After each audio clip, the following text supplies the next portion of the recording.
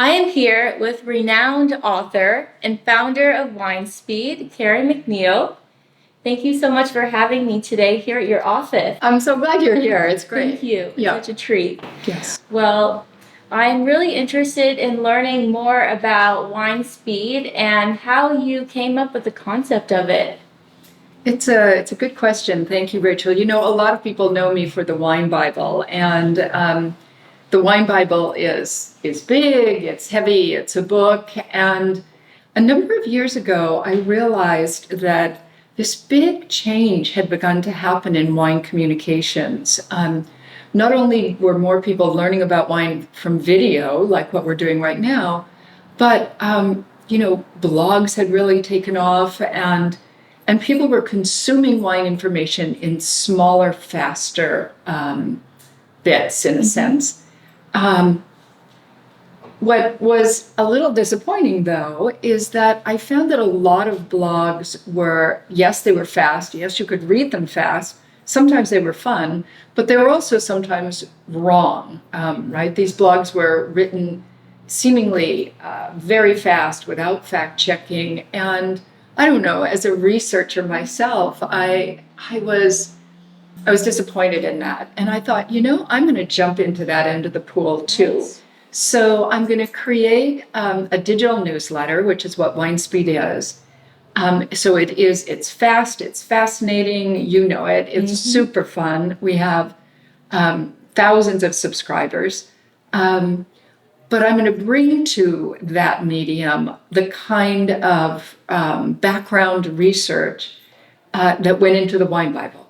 So we started WineSpeed. It's been super successful. We have an 80% open rate, and there's nothing else quite like it in the wine business. Yes, I agree. And I've been having a great time with the food and wine quizzes. I've learned a lot of new things. And I really love your edits as well on wines, such as wines of the year. So I'm curious, how can a wine fall into that category?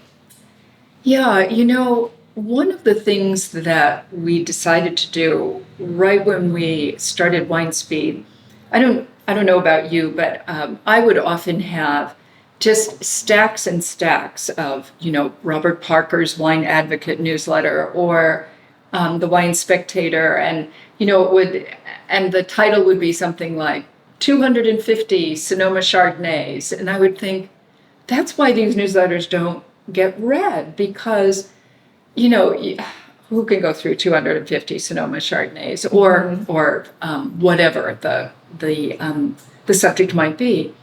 So we started with the idea that all anybody needs to know is one wine. So the first item in WineSpeed is always, we call it the wine to know.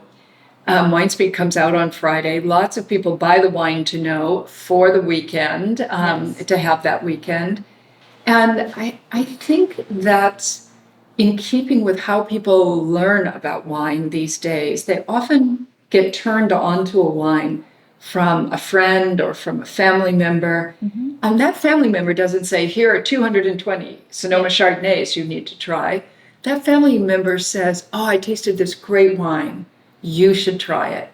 So WineSpeed is, in a sense, it's like what we're doing now. It's two friends who love wine just talking with each other.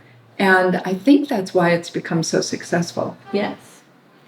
And I'm curious to know, because there's a lot of, wine industry intel in WineSpeed. So how do you keep up with what's current across the globe in the world of wine?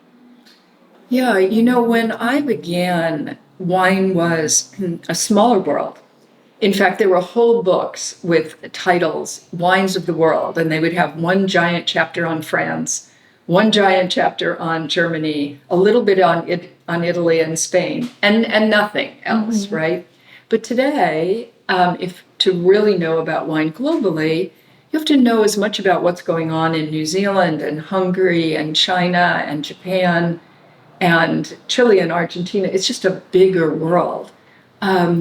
So there aren't many generalists like me left. Almost everyone is very tunneled into a specificity. So many writers, they're Pinot Noir specialists or they're Napa Cabernet specialists. But I actually like, it does mean spending long hours at the office, but I like having a kind of global understanding of wine. Yeah.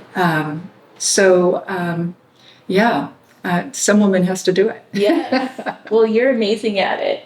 Thank you. And I'm curious, what's one of the most memorable wine experiences that you've ever had? Sometimes the most memorable wine experiences are the simplest. Mm-hmm. They're beautiful because of the company you're with, and I don't know, the feeling that you have, the mood that you're in. All of those things can make the utterly most simple wine seem extraordinary. Like a lot of people in the industry, like you too, we get to taste a lot of exciting and expensive wines. But often for me, just a simple wine in the right circumstance can be extraordinary. But I will admit that I have one guilty pleasure. Ooh. Yes, which is I drink a glass of champagne every night. Mm-hmm. Every single night, I know, for 20 years. And I feel like, okay, I don't spend a huge amount of money on cars or clothes, but champagne, I don't know. You have one of those champagne stoppers and a bottle of $40 champagne. That's essentially $10 a glass. And I think I could do that. Yes. I think champagne is always a good idea. Yes. So cheers to that. Yes, cheers to that. That's right. Yeah. Tell me how you got started, because I know you've got a new website and it's travel focused in wine country, right? Yes.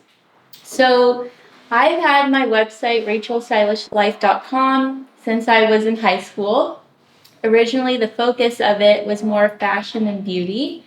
And after high school, I moved to New York City and I went to college there. And while I was in college, I would go to New York Fashion Week and interview designers and makeup artists there. I also worked at LVMH in marketing. So that's really where I got my first taste of luxury. After college, I moved back to California. So since I've been here, I've changed the angle of my website to be food, wine, and travel.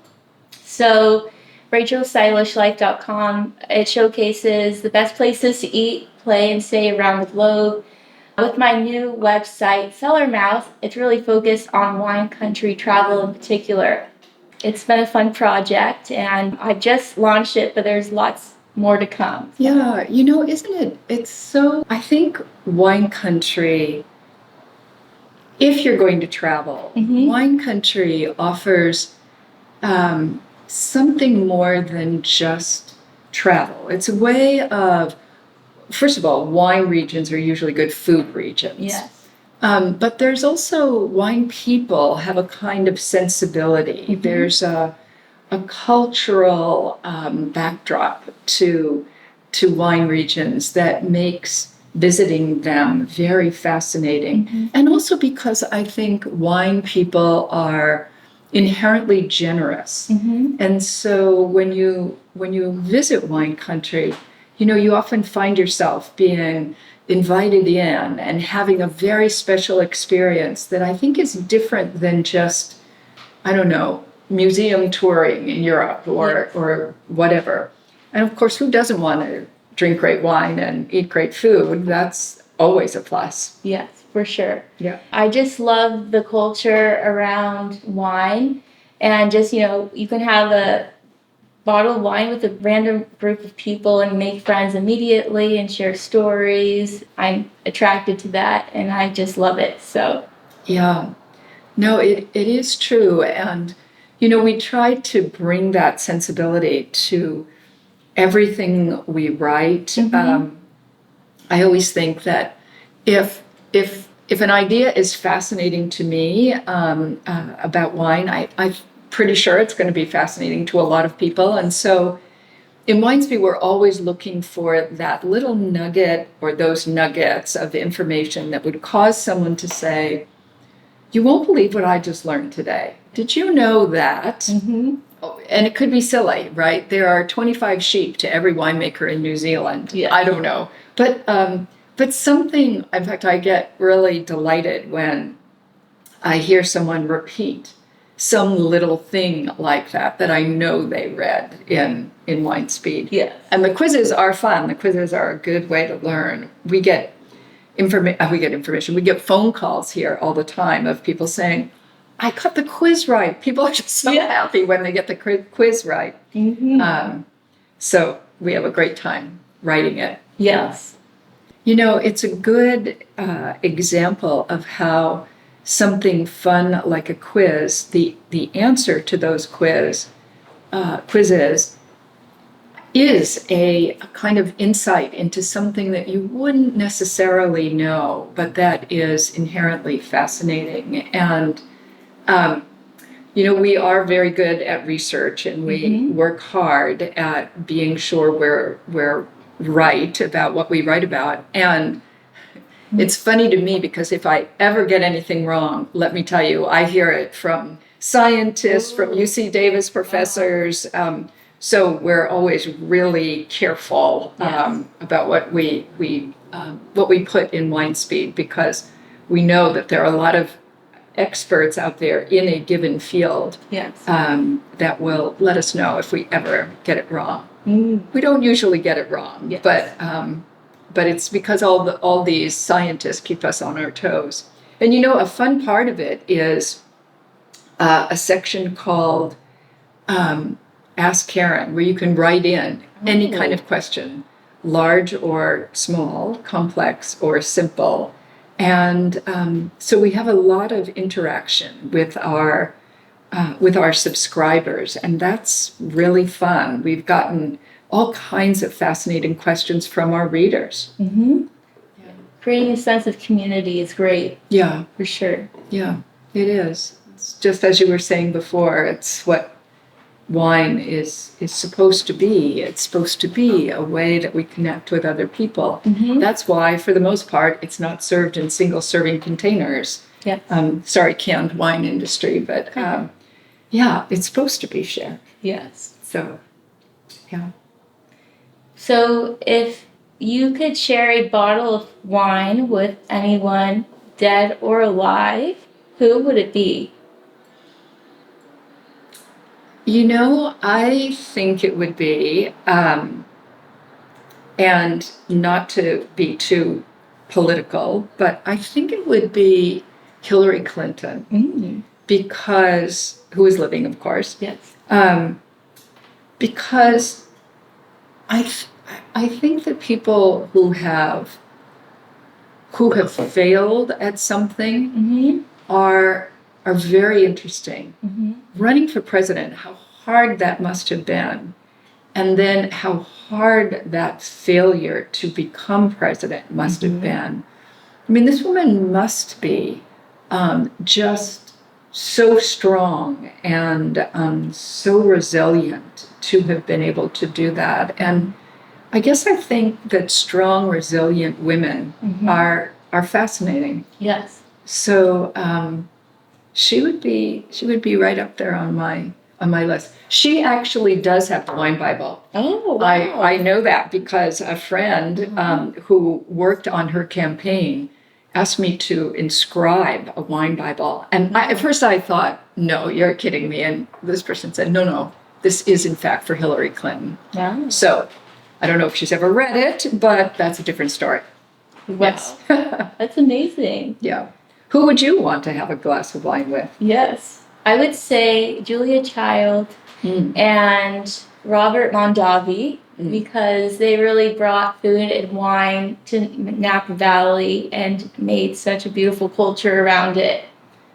Yeah. Well, I've had wine with both of them, so that's why.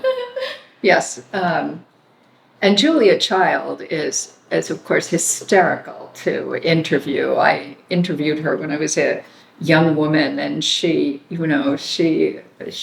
both her voice and her sort of joie de vivre Ooh. Are fabulous. And I will never forget Bob Mondavi saying to me the very first time I interviewed him. I drove up in a rental car, and this was probably in the 1970s.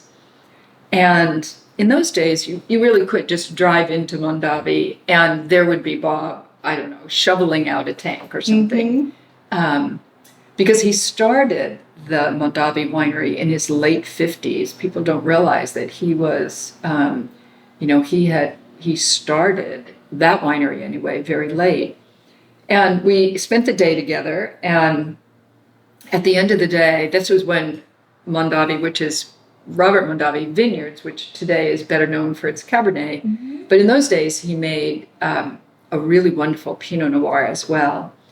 And I remember him saying to me, "Now, young lady," I said, "Of course, yes, Mr. Mondavi." He said, "Pinot Noir is not supposed to knock your socks off. It's supposed to slip them off slowly." Ooh. I'm like, okay, that's a very good description of Pinot Noir. Wow. Yes. He was a champion of wine, a champion of lifestyle, as you know, and a champion of the good life, and a champion for Napa Valley. Yes. Yeah. Amazing. Great man. Well, cheers to him. Yes, exactly.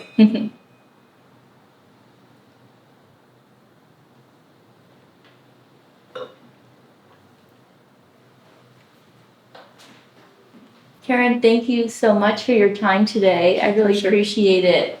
I wanted to let you know that because we previously met at the Three Sticks event, and I really enjoyed reading the Wine Bible as well. And I'm lucky enough to have a copy signed by you. So thank you so much for everything that you've done too to contribute to the wine industry and continue to educate people on the latest and greatest. My pleasure.